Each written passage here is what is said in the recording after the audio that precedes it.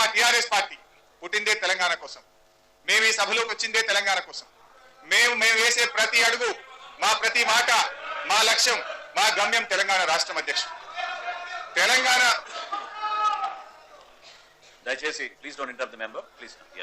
తెలంగాణ రాష్ట్ర డిమాండ్ అనేటువంటిది సార్, కొంతమంది మాట్లాడుతున్నట్టు ఇది ఒక పొలిటికల్ డిమాండ్ కాదు అధ్యక్ష. తెలంగాణ రాష్ట్ర ఏర్పాటు వెనుక ఒక సామాజిక, ఆర్థిక, ఆత్మగౌరవ సమస్య అధ్యక్ష. ఇక్కడ ఈ ప్రాంతంలో తరతరాలుగా ఈ ప్రాంత ప్రజలు తమ అస్తిత్వాన్ని కాపాడుకోవడం కోసం పోరాడుతున్నటువంటి పోరాటం ఇవాళ తెలంగాణ ఉద్యమం అధ్యక్ష. ఇది ఒక ఎడతగని పోరాటం. ఈ ఉద్యమాన్ని ఇవాళ చాలా రోజుల నుంచి కూడా ఈ ఉద్యమం కొనసాగుతా ఉంది అధ్యక్ష. ఎంతమంది వెన్నుపోట్లు పొడవాలని ప్రయత్నం చేసినా, ఎన్ని ఒడిదొడుకులు వచ్చినా ఇవాళ ఉద్యమం మాత్రం ముందు కొనసాగుతుందంటే ప్రజల్లో కలిగినటువంటి ప్రగాఢమైనటువంటి ఆకాంక్షనే ఇదని చెప్పి ఈరోజు చెప్పుకోక తప్పదు అధ్యక్ష. సమైక్య రాష్ట్రంలో జరుగుతున్నటువంటి వివక్ష, దోపిడీ, అవమానాలు ఒక ఎత్తు అయితే అధ్యక్ష, హామీలు, ఒప్పందాలు, జీవోలు, చట్టాలు, వాటి ఉల్లంఘనలు, తీర్మానాలు, కమిటీలు, కాలయాపనలు, ఇదంతా ఇంకొక ఎత్తు అధ్యక్ష. ముఖ్యంగా అధ్యక్ష, ఇవాళ తెలంగాణ ప్రజలు అధికారిక వ్యవస్థల్లో తమకు న్యాయం జరగదు అనేటువంటి అభిప్రాయానికి వచ్చినారు. ఎన్నిసార్లు మొరబెట్టుకున్నా, చట్టసభల్లో మాట్లాడినా ఇవాళ తెలంగాణ ప్రాంతానికి న్యాయం జరగడం లేదు కనుకనే, జరగదనేటువంటి నిర్ణయానికి వచ్చింది కనుకనే స్వరాష్ట్రం కోసం, స్వాభిమానం కోసం ఇలా రాజీ లేని పోరాటాన్ని తెలంగాణ ప్రజలు కొనసాగిస్తా ఉన్నారు అధ్యక్ష. ఒక కవి అన్నట్లు అధ్యక్ష, పక్షి తుఫానుకు భయపడదు, ఎందుకంటే అది కొమ్మలను నమ్ముకోదు, తన రెక్కలను నమ్ముకుంటది పక్షి. ఇవాళ తెలంగాణ ప్రజలు కూడా అధ్యక్ష ఈ ప్రభుత్వ వ్యవస్థల మీద కంటే కూడా తమ పోరాటాలని ఎక్కువ నమ్మకం పెట్టుకున్నారు. ఇవాళ పోరాటాల ద్వారా, ఉద్యమాల ద్వారా ఈ ఉద్యమాన్ని ఉధృతం చేస్తూ ఇవాళ ప్రభుత్వం మీద ఒత్తిడి తీసుకొచ్చే ప్రయత్నం చేస్తున్నాం. ప్రజా సమస్యల పరిష్కారానికి, ఈ ప్రాంత న్యాయమైనటువంటి డిమాండ్ కోసం ఈ రోజు మేము ప్రయత్నం చేయడం జరుగుతా ఉంది అధ్యక్ష. ముఖ్యంగా అధ్యక్ష, ఇవాళ తెలంగాణ ప్రజల యొక్క పోరాటం ఈనాటి కాదు అధ్యక్ష. ఆనాటి ముల్కీ రూల్స్ కోసం, ఆనాటి నిజాం నవాబు మీద పోరాడినటువంటి చరిత్ర తెలంగాణ ఉద్యమానికి ఉంది. ఆనాటి తెలంగాణ సాయుధ రైతాంగ పోరాటంలో కూడా మరి ప్రాణాలు పోగొట్టుకొని పోరాడినటువంటి చరిత్ర తెలంగాణ ఉద్యమానికి, తెలంగాణ ప్రాంతానికి ఉంది అధ్యక్ష. మరి ఈ రోజు ఆంధ్ర వలస దోపిడీకి వ్యతిరేకంగా మరి ఈ రోజు కూడా ఉద్యమాలు కొనసాగుతా ఉన్నాయి అధ్యక్ష. మరి 1956లోనే ఈ తెలంగాణ రాష్ట్రాన్ని ఆంధ్రాలో విలీనం చేసే సందర్భంగా ఆ రోజే తెలంగాణ ప్రజలు తీవ్రంగా వ్యతిరేకించారు. ఈ రాష్ట్రాన్ని ఆంధ్రాతో కలపొద్దని చెప్పి ఆ రోజు జరిగినటువంటి పోరాటంలో కూడా ఇదే హైదరాబాద్ నగరంలో సిటీ కాలేజ్ దగ్గర ఫైరింగ్ లో 2 యువకులు తమ ప్రాణాలు అర్పించారు అధ్యక్ష. పోలీస్ తుటాలకు బలైపోయినటువంటి పరిస్థితి అధ్యక్ష. ఆనాడు ఏ భయాలైతే వ్యక్తీకరించిందో, ఏ సందేహాలైతే ఈ రాష్ట్రం కలిపితే జరగబోతుందనేటువంటి అనుమానాలు తెలంగాణ ప్రజలు వ్యక్తీకరించిండ్రో అవే నిజమైపోయినాయి అధ్యక్ష. అవే ఈ రోజు జరుగుతున్నటువంటి పరిస్థితి ఉంది అధ్యక్ష. ఏ పార్టీ అధికారంలో ఉన్నా, ఎవరు ప్రతిపక్షంలో ఉన్నా తెలంగాణ ప్రాంతం మాత్రం నిరాకంఠంగా దోపిడీకి, అణిచివేతకు ఈ రోజు గురవుతూనే వస్తుంది అధ్యక్ష. ఇవాళ చెప్పాలంటే అధ్యక్ష, చాలా సార్లు నేను ఈ సభలో మాట్లాడాను. తెలంగాణకు జరుగుతున్నటువంటి అనేకమైనటువంటి అన్యాయాలను లెక్కలతో, ఆధారాలతో, జీవోలతో, సంఖ్యతో చాలా స్పష్టంగా చెప్పినాం. కానీ ఎంత చెప్పినా అరణ్య రోదనలేదు అధ్యక్ష. కంఠశోష తప్ప ఈ ప్రాంతానికి ఎప్పుడు కూడా న్యాయం జరిగినటువంటి పరిస్థితి లేదు అధ్యక్ష. మా కేసీఆర్ గారు కూడా చాలా సార్లు చెప్పారు అధ్యక్ష, తెలంగాణకు జరిగినటువంటి అన్యాయం గురించి రాష్ట్రీయ రామాయణం అంతా చెప్తే భారతం అంతా అన్నట్టు ఎంత చెప్పినా ఓడవనంత బాధ, దుఃఖం ఈ రోజు తెలంగాణ ప్రాంతంలో ఉంది అధ్యక్ష. ముఖ్యంగా అధ్యక్ష, కాంగ్రెస్ పార్టీ నిజంగా చెప్పాలంటే అసలు ద్రోహం ముందు పుట్టింది కాంగ్రెస్, తర్వాత పుట్టింది అన్నట్టు అనిపిస్తుంది అధ్యక్ష. ద్రోహం కంటే ముందే కాంగ్రెస్ పుట్టిందేమో అనిపిస్తుంది అధ్యక్ష.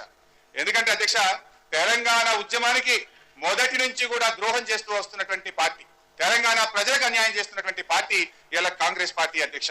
ఎన్ని డోకాలు, ఎంత ద్రోహం అంటే అదిగా చెప్తే చాంతాడంత అన్నట్టు ఓడతెగనంత ద్రోహాలు, డోకాలు ఇవాళ తెలంగాణకు ఉన్నాయి అధ్యక్ష. ముఖ్యంగా అధ్యక్ష, ఇవాళ తెలంగాణ ఉద్యమానికి ఎన్ని దశాబ్దాల చరిత్ర ఉందో కాంగ్రెస్ చేస్తూ వచ్చినటువంటి ద్రోహాలకు కూడా అంతే చరిత్ర ఉంది అధ్యక్ష. తెలంగాణ ప్రజల మనోభిప్రాయాలకు భిన్నంగా ఆ రోజు ఫజల్ అలీ కమిటీ ఇచ్చినటువంటి సిఫార్సులకు విరుద్ధంగా ఈ రాష్ట్రాన్ని, తెలంగాణ ప్రాంతాన్ని ఆంధ్రాలో విలీనం చేసింది కాంగ్రెస్ పార్టీ అధ్యక్ష. రాష్ట్రానికి పేరు పెట్టేటప్పుడు కూడా డోకా చేసింది అధ్యక్ష కాంగ్రెస్ పార్టీ. ఆ రోజు రాష్ట్రాన్ని విలీనం చేసేటప్పుడు సెలెక్ట్ కమిటీలో, పార్లమెంట్ లో తెలంగాణ, ఆంధ్ర రాష్ట్రంగా సెలెక్ట్ కమిటీలో దానికి పేరు నిర్ణయించడం జరిగింది అధ్యక్ష. కానీ అది పార్లమెంట్ లో బిల్లు రూపంలో వచ్చేసరికి తెలంగాణ, ఆంధ్ర రాష్ట్రం కాస్త ఆంధ్రప్రదేశ్ గా మార్చేసి ఆనాడే తెలంగాణ అస్తిత్వాన్ని కూడగొట్టింది కాంగ్రెస్ పార్టీ అధ్యక్ష. ఇక అట్లా చెప్పాలంటే పెద్ద మనుషుల ఒప్పందం, దాన్ని తుంగలో దొక్కేసిండ్రు. తర్వాత పివి నరసింహారావు గారు ముఖ్యమంత్రిగా ఉన్నప్పుడు జీవో నంబర్ 36 వచ్చింది అధ్యక్ష. తెలంగాణకు రావాల్సినటువంటి ఉద్యోగాలు దక్కలేదు, ముల్కీ నిబంధనలు అమలు చేయలేదని చెప్పి ఆ రోజు జీవో నంబర్ 36 వస్తే అధ్యక్ష, ఆ జీవో నంబర్ 36ను చివరికి భారతదేశంలో ఉండేటువంటి అత్యున్నత న్యాయస్థానం సుప్రీంకోర్టు కూడా చెప్పింది ఇది న్యాయమైనటువంటి జీవో, దీన్ని అమలు చేయాలి అని చెప్పి సుప్రీంకోర్టు చెప్తే కూడా దాన్ని కూడా కాలగర్భంలో కలిపినరు. మొత్తం రాజ్యాంగాన్ని మార్చివేసినటువంటి చరిత్ర ఈ కాంగ్రెస్ పార్టీకి ఉంది అధ్యక్ష. జీవో 36 నుంచి మొదలుకుంటే ఎన్టీ రామారావు గారు ముఖ్యమంత్రిగా ఉన్నప్పుడు వచ్చినటువంటి 610 జీవో నేటికి కూడా అమలు కాలేదు అధ్యక్ష.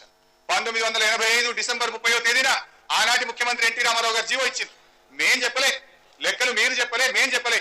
3 ఐఏఎస్ ఆఫీసర్లతో కమిటీ వేస్తే 59,000 పైచీలకు తెలంగాణ బిడ్డలకు దక్కాల్సిన ఉద్యోగాలు సీమాంధ్ర ప్రాంతం వారు చేస్తా ఉన్నారు. వారందరినీ కూడా తిరిగి పంపించి తెలంగాణ బిడ్డలకు ఉద్యోగాలు ఇవ్వాలని 1985 డిసెంబర్ 30వ తేదీన జీవో వస్తే ఈ రోజు కూడా జీవో అమలు కాలేదంటే ఇంకా ఈ రాష్ట్రంలో మాకు న్యాయం జరుగుతుందా అధ్యక్ష? ఏ రకంగా ఈ ప్రజలు నమ్మాలి అధ్యక్ష? అంటే జీవో 36 కాలగర్భంలో కలిపిన చరిత్ర కాంగ్రెస్. జీవో 610ని అమలు చేయకుండా మోసం చేసిన చరిత్ర కూడా కాంగ్రెస్ పార్టీదే అధ్యక్ష. ముల్కీ నిబంధనలను ముంచడంలో గాని రాష్ట్రపతి ఉత్తర్వులకు విలువ లేకుండా చేయడం ద్వారా గాని తెలంగాణ ప్రజల ఉసురు పోసుకున్నది కాంగ్రెస్ పార్టీ అధ్యక్ష.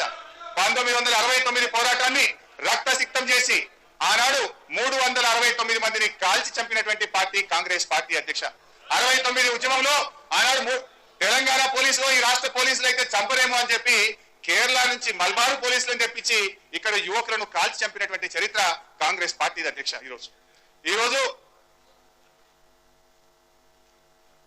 చివరికి ఆ రోజు అధ్యక్ష 69 ఉద్యమం తర్వాత తెలంగాణ ప్రజా సమితిని డాక్టర్ మర్రి చెన్నారెడ్డి గారు ప్రారంభించి ఆ రోజు భారతదేశం అంతా కూడా ఇందిరాగాంధీ హవా నడిచింది. దేశమంతా కూడా కాంగ్రెస్ పార్టీని గెలిపించారు. కానీ తెలంగాణ ప్రాంతంలో మాత్రం తెలంగాణ ప్రజలు ముక్త కంఠంతో మాకు తెలంగాణ రాష్ట్రం కావాలని చెప్పి తెలంగాణ ప్రజా సమితిని ఆ రోజు పూర్తి స్థాయిలో గెలిపించడం జరిగింది అధ్యక్ష. కానీ ఇదే కాంగ్రెస్ పార్టీ ఆ తెలంగాణ ప్రజా సమితిని కూడా ప్రలోభానికి గురి చేసి, ఒత్తిడికి గురి చేసి, ప్రజల యొక్క ఆకాంక్షను కాలరాసే విధంగా చేసి తెలంగాణ ప్రజా సమితిని కాంగ్రెస్ పార్టీలో కలుపుకున్నది. ప్రజలు ఇచ్చినటువంటి తీర్పును కాలరాసింది కూడా కాంగ్రెస్ పార్టీ అధ్యక్ష. ఇవన్నీ ఎందుకు ఎక్కువ డీటెయిల్స్ పోవట్లేదు అధ్యక్ష. కాంగ్రెస్ పార్టీ తెలంగాణకు చేసిన ఢోకాల చిట్టా చదువుతున్నాను అధ్యక్ష. ఇలా ఒక్కటి తప్పున్నా చెప్పనండి ఎవరినైనా. అది ఆ తర్వాత సార్ ఇక అది పాత చరిత్ర. మలిదశ ఉద్యమంలో కేసీఆర్ గారు టిఆర్ఎస్ ను ప్రారంభించేటువంటి క్రమంలో ప్రారంభిస్తారన్నప్పటి నుంచే ఇదే సభలో ఆనాడు వైఎస్ రాజశేఖర రెడ్డి గారు ప్రతిపక్ష నాయకుడిగా ఉండేది. సిఎల్పి కార్యదర్శిగా చిన్నారెడ్డి గారు ఉన్నారు. ఆ రోజు ఇక్కడ నుంచి తెలంగాణ రాష్ట్రమే ఏర్పాటు ఒక్కటే ఈ సమస్యకు పరిష్కారం అని చెప్పి ఆనాడు రాజశేఖర రెడ్డి గారి నాయకత్వంలో ఉన్నటువంటి టీసీఎల్ఎఫ్ తెలంగాణ కాంగ్రెస్ లెజిస్లేటర్ ఫోరం 42 మంది ఎమ్మెల్యేలు ఆ రోజు ఢిల్లీకి పోయారు అధ్యక్ష. ఆ 42 మందిలో ఢిల్లీకి పోయిన ఇవాళ మంత్రులుగా ఉన్నారు ఈ సభలో. ఆ 42 మంది ఎమ్మెల్యేలు ఢిల్లీకి పోయి మాకు తెలంగాణ ఇవ్వాలని చెప్పి సోనియా గాంధీ గారికి మెమోరాండం ఇచ్చినారు. సోనియా గాంధీ గారికి మెమోరాండం ఇచ్చారు. ఆ రోజు తెలంగాణ తప్ప ఇంకోటి లేదు అని చెప్పారు. అప్పుడే టిఆర్ఎస్ పార్టీ సృష్టించింది ఒక పెద్ద ఉద్యమాన్ని సృష్టిస్తే టిఆర్ఎస్ పార్టీని వాడుకొని గులాం నబీ ఆజాద్ గారు స్వయంగా కేసీఆర్ గారు ఇంటికి వచ్చి మాతో పొత్తు పెట్టుకొని తెలంగాణ రాష్ట్రం ఏర్పాటు చేస్తామనేటువంటి నమ్మించి తెలంగాణ ఉద్యమాన్ని వాడుకొని అధికారంలోకి వచ్చి మళ్ళీ ఒకసారి మోసం చేసింది కాంగ్రెస్ పార్టీ అధ్యక్ష. స్వయంగా సోనియా గాంధీ గారు కరీంనగర్ బహిరంగ సభలో టిఆర్ఎస్ గులాబీ జెండాను గులాబీ కండువాని కప్పుకొని మేము అధికారంలోకి వస్తే తెలంగాణ ప్రజల ఆకాంక్షను నెరవేరుస్తామని స్వయంగా ఈ రోజు వీళ్ళు గొప్పగా చెప్పుకునేటువంటి సోనియా గాంధీ గారు కూడా హామీ ఇచ్చి ఈ రోజు మాట తప్పినటువంటి పరిస్థితి ఉంది అధ్యక్ష. యూపీఏ కామన్ మినిమం ప్రోగ్రామ్ లో పెట్టారు అధ్యక్ష. కన్సల్టేషన్స్ ద్వారా తెలంగాణ రాష్ట్రం ఏర్పాటు చేస్తామన్నారు. కన్సల్టేషన్స్ జరిగి దాదాపు దేశంలో ఉండేటువంటి ప్రధానంగా 36 రాజకీయ పార్టీలు కన్సల్టేషన్స్ ద్వారా తెలంగాణకు అనుకూలంగా లేఖలు ఇచ్చినారు. ఆ లేఖలన్నీ కలిపి స్వర్గీయ జయశంకర్ గారు పుస్తకం వేశారు అధ్యక్ష. దేశంలో ఉండే 36 రాజకీయ పార్టీలు తెలంగాణను ఏర్పాటు చేయండి అని చెప్పి ఆనాటి యూపీఏ ప్రభుత్వానికి లేఖలు గడపకు తిరిగి కేసీఆర్ గారు తీసుకొచ్చారు.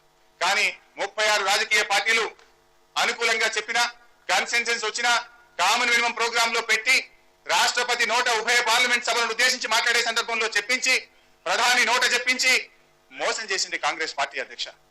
ప్రణబ్ కమిటీ వేశారు. 6 వారాల్లో ప్రణబ్ ముఖర్జీ గారి కమిటీ రిపోర్ట్ ఇస్తుంది, తెలంగాణ మీద నిర్ణయం తీసుకుంటామన్నారు. 6 సంవత్సరాలైనా ఆ కమిటీ రిపోర్టే బయటకు రాలేదు అధ్యక్ష.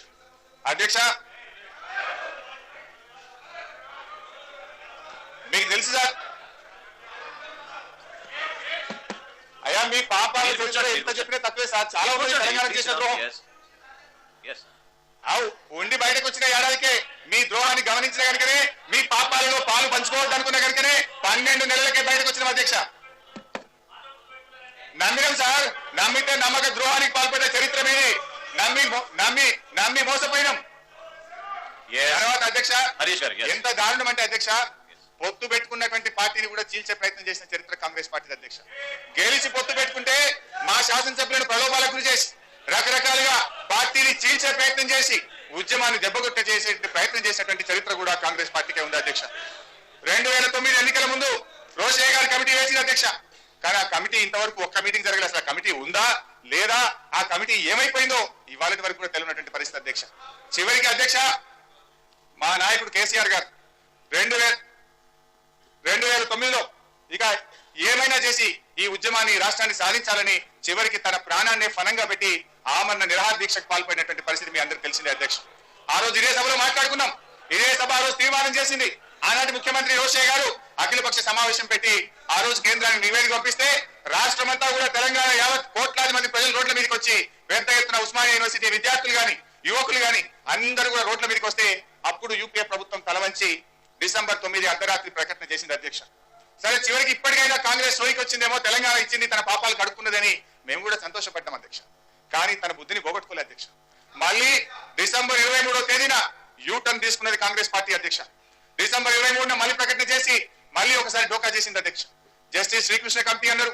ఇక ఆ కమిటీ గురించి చెప్పాలంటే హైకోర్టే చెప్పింది, ఇక నేనేం చెప్పాలి సార్, దాని డీటెయిల్స్ లో పోవట్లేదు. కానీ అది ఎంత బోగస్ కమిటీయో, ఏ రకంగా మేనేజ్మెంట్ అయిందో, ఏ రకంగా సీక్రెట్ రిపోర్ట్ ఇచ్చిందో, అది చివరికి రాష్ట్రంలో ఉండే అత్యున్నత న్యాయస్థానం హైకోర్టే ఆ కమిటీ నీతి ఏందో కథ ఏందో చెప్పింది అధ్యక్ష. సరే ఆ కమిటీ రిపోర్ట్ వచ్చింది. రిపోర్ట్ వచ్చినాక నిర్ణయాలు లేదు. మళ్ళీ అదే సాచివేత, మళ్ళీ అదే దాటవేత, మళ్ళీ అదే నాంచివేత.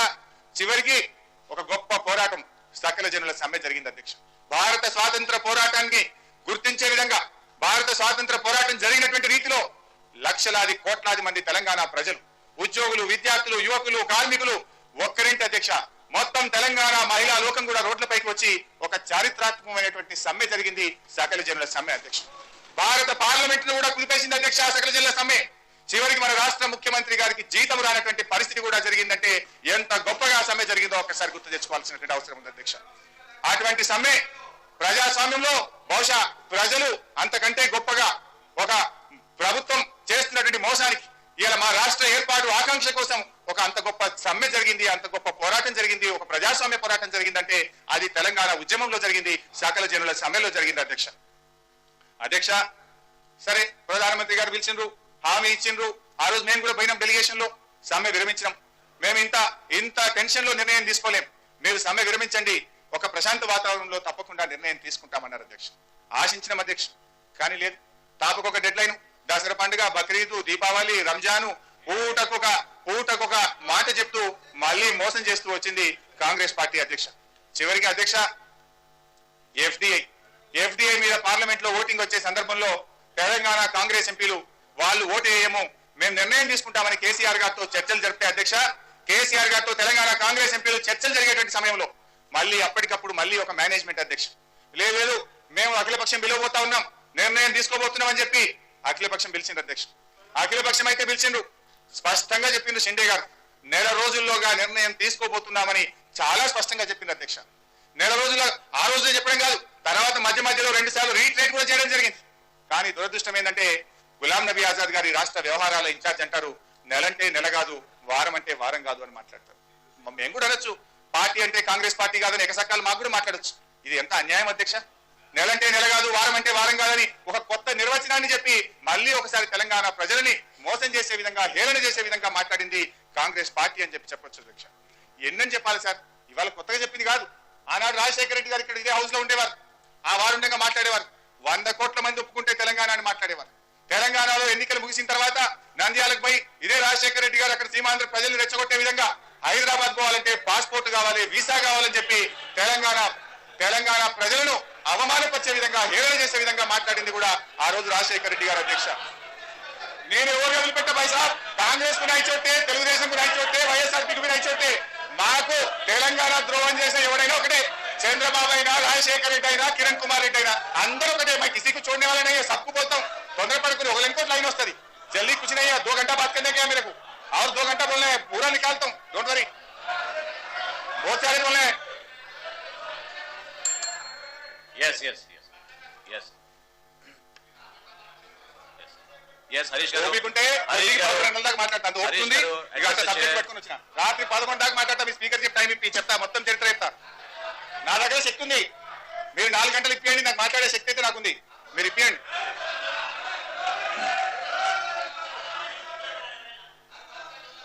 ఒక నాయకుడు మాట్లాడతారు అధ్యక్ష, తెలంగాణ అంటే బీడీఆ సిగరెట్ అని ఒకరు మాట్లాడతారు, ఒక కాంగ్రెస్ నాయకుడు. ఒక నాయకుడు అంటాడు తెలంగాణ ఏర్పాటు ఏమైనా ఇన్స్టాంట్ కాఫీ అంటాడు. ఇంకో నాయకుడు అంటాడు తెలంగాణ ఏర్పాటు ఇది ఏమైనా ఇన్స్టాంట్ దోషానా అని ఒక ఆయన అంటాడు. ఏం సార్ ఇది? అంటే ఏం తెలంగాణ ఉద్యమం, తెలంగాణ ఆత్మగౌరవ పోరాటం మీకు ఇడ్లీలతోనో దోషాలతోనో కాఫీలతో పోల్చే విధంగా ఉంది అధ్యక్ష? అంటే ఇది ఇలా ఈ కాంగ్రెస్ పార్టీకి తెలంగాణ ప్రజల పట్ల కానీ తెలంగాణ ఉద్యమం పట్ల ఉండేటువంటి దృక్పథం అని మేము అనుకోవాలని నేను అడుగుతా ఉన్నాను అధ్యక్ష. ఇది మాట్లాడే విధానమేనా? ఒక కేంద్ర మంత్రి ఒక బాధ్యతాయుతమైనటువంటి స్థానంలో ఉండి ఒక నిర్ణయం తీసుకోవాల్సినటువంటి మనిషి ఇట్లా ఇడ్లీలతోని దోషాలతోని కాఫీలతోని సిగరెట్ బీడీలతోని పోల్చి ఇలా తెలంగాణ ప్రజల హృదయాలను గాయపరిచింది కాంగ్రెస్ పార్టీ అని చెప్పి ఈరోజు చెప్పక తప్పదు అధ్యక్ష.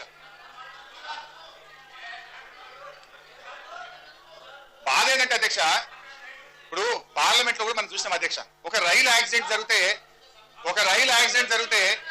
భారత పార్లమెంట్ స్పందించి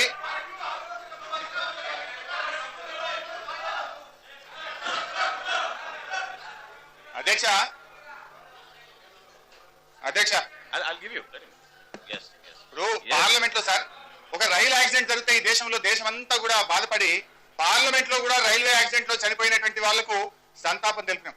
భారత పార్లమెంట్ సంతాపం తెలిపింది. ఏ రాష్ట్రంలో ఎక్కడ ఏ చిన్న ప్రాంతంలో యాక్సిడెంట్ జరిగినా భారత పార్లమెంట్ సంతాపం చెప్పేటువంటి ఒక సంప్రదాయం మన దేశంలో ఉంది అధ్యక్ష. సరే, మనం కూడా మొన్న టెర్రరిస్ట్ బాంబ్ బ్లాస్ట్ లో జరిగితే మనం సంతాపం తెలిపినాం. బాధ ఎందుకు కలుగుతుందంటే అధ్యక్ష, తెలంగాణ ఉద్యమంలో తెలంగాణ ఆకాంక్ష కోసం 1000 మంది యువకులు పెట్రోల్ పోసుకొని జై తెలంగాణ అంటూ ప్రాణాలు అర్పించారు. కరెంటు తీగలు పట్టుకొని విలవిలా కొట్టుకుంటుంటే జై తెలంగాణ అని ప్రాణాలు అర్పించారు.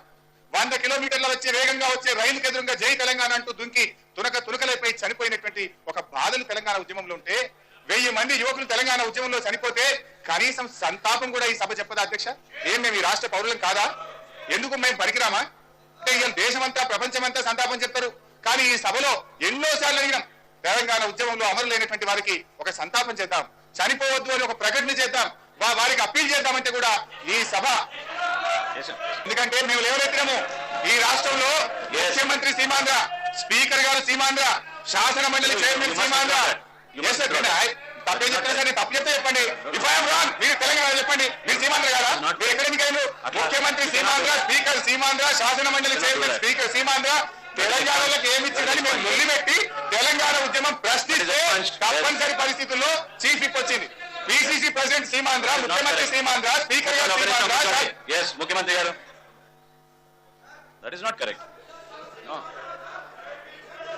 సార్, టిఆర్ఎస్ వారు నో కాన్ఫిడెన్స్ మోషన్ పెట్టారు. మోషన్ గురించి మాట్లాడమండి. పర్సనల్ గా పోతే చాలా కష్టం. ఇక్కడ ఎవరు కూడా మీ దయాదాక్షిణ్యం వల్ల కాలేదు. ఇక్కడ నేను ముఖ్యమంత్రి అయినా అంటే కాంగ్రెస్ పార్టీ వల్ల మా సభ్యులు ఉన్నాం కాబట్టి మేమయ్యాం. అక్కడ స్పీకర్ గారు ఎన్నుకోబడ్డ స్పీకరు మీ దయాదాక్షిణ్యం కాలేదు. మేము పిసిసి అధ్యక్షుడు, మా పార్టీ డిసైడ్ చేస్తుంది.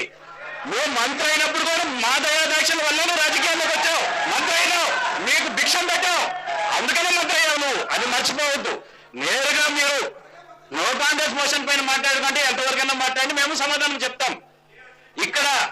ఇక్కడ జరగాల్సిన అంశం పైన లేక ప్రభుత్వం పైన పెట్టిన నో కాన్ఫిడెన్స్ లో మేము అన్నిటికీ జవాబిచ్చేదానికి సిద్ధంగా ఉన్నాం. మీరు ఏమేమి చేశారో అది కూడా చెప్పేదానికి సిద్ధంగా ఉన్నాం మేము.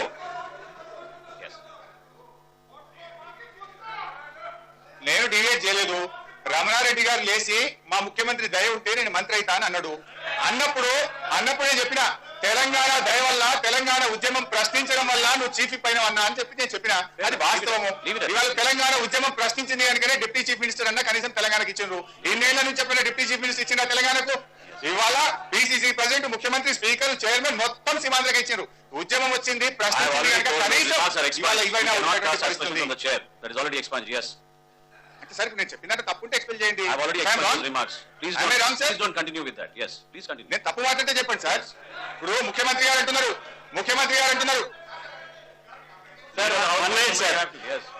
సార్ కాంగ్రెస్ పార్టీ తెలంగాణ ప్రాంతం వ్యక్తిని ప్రధానమంత్రి చేసింది, దేశానికి ప్రధానమంత్రి ఇచ్చింది. అది మర్చిపోవద్దండి. దేశానికి ప్రధానమంత్రి చేసిన ఘనత కాంగ్రెస్ పార్టీకి ఉన్నది. సార్ పాపం ఆ ప్రధానమంత్రి గారికి కాంగ్రెస్ పార్టీ ఢిల్లీలో బొంద పెట్టడానికి గతం జాగమూడని చరిత్ర ఈ కాంగ్రెస్ పార్టీదే. పాపం ఆ ప్రధానమంత్రి శవాన్ని తెచ్చి ఇక్కడ కాలిస్తే ఆ శవం సగమే కాలింది బాధతోని. ఆ ప్రధానమంత్రికి తెలంగాణ బిడ్డ కనుక తెలంగాణకే ప్రధానమంత్రి అయినందుకు ఆయనకు మీరు ఇచ్చిన గౌరవం ఏంటంటే ఆయన శవాన్ని ఢిల్లీలో తగలబెట్టడానికి కూడా అవకాశం ఇవ్వని చరిత్ర మీ కాంగ్రెస్ పార్టీది.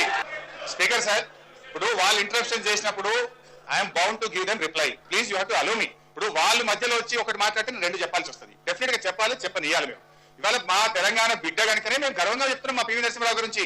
మీరు ఇవాళ ఈ హౌస్ లో చెప్పట్లేదు, ఆ రోజే చెప్పినాం మా పివి నరసింహారావు గారిని అవమానపరిచింది అని. నేను అడుగుతా ఉన్నా ముఖ్యమంత్రి గారిని, నిజంగా మీకు అంత ప్రేమ ఉంటే ఢిల్లీలో ఇలా చనిపోయిన ప్రతి ప్రధానమంత్రికి ఒక ఘాట్ నిర్మాణం చేసిండ్రు. పివి నరసింహారావు గారి మీద కనీసం ఒక గుంటడి జాగరణ ఢిల్లీలో పెట్టారా సార్? ఒక ఘాట్ అయినా పెట్టారా అధ్యక్ష? ఆయనకు మీరు ఇచ్చే గౌరవం ఇదేనా అధ్యక్ష? అధ్యక్ష, మొన్న పివి నరసింహారావు గారి బర్త్డే అనుకుంటా, ఆ రోజు ఎవరు పట్టించుకోకపోతే ఒక ప్రైవేట్ పత్రిక వాళ్ళు ప్రోగ్రామ్ పెట్టి ఇన్వైట్ చేస్తే వీళ్ళు మర్చిపోయిన మొత్తానికి. వీళ్ళ పివి నరసింహారావు ఎంత గౌరవం అంటే గాంధీ భవన్ లను ముఖ్యమంత్రి గారు ఎక్కడ ఘాటు దగ్గరనో ఒక చిన్న ప్రోగ్రామ్ చేయి. ఈ రాష్ట్రంలో ఈ సంవత్సరం ఒక పత్రిక వాళ్ళు ప్రోగ్రామ్ పెడితే అక్కడికి పోయి దండేసినటువంటి పరిస్థితి. వీళ్ళకి మా తెలంగాణ పివి నరసింహారావు మీద ఉన్న గౌరవం ఈ ప్రభుత్వానికి ఏ పార్టీదో అర్థమవుతుంది అధ్యక్ష. ముఖ్యమంత్రి గారు అంటున్నారు ఈ ప్రభుత్వం దయాదాక్షిణ్యాల మీద నేను మంత్రి అయినట్ట. తెలంగాణ ఉద్యమం మీద, తెలంగాణ ప్రజల దయాదాక్షిణ్యాల మీద ఈ కాంగ్రెస్ పార్టీకి జీవం పోసినాము. ఆ రోజు తెలుగుదేశం పార్టీ చేతిలో చావు చచ్చి 2 సార్లు ఓడిపోయి దిక్కులేని పరిస్థితిలో ఉన్నటువంటి కాంగ్రెస్ పార్టీకి జీవం పోసిందే తెలంగాణ ఉద్యమం, తెలంగాణ ప్రజలు తప్ప మీరు కాదు అని చెప్పి నేను మనవి చేస్తా ఉన్నా.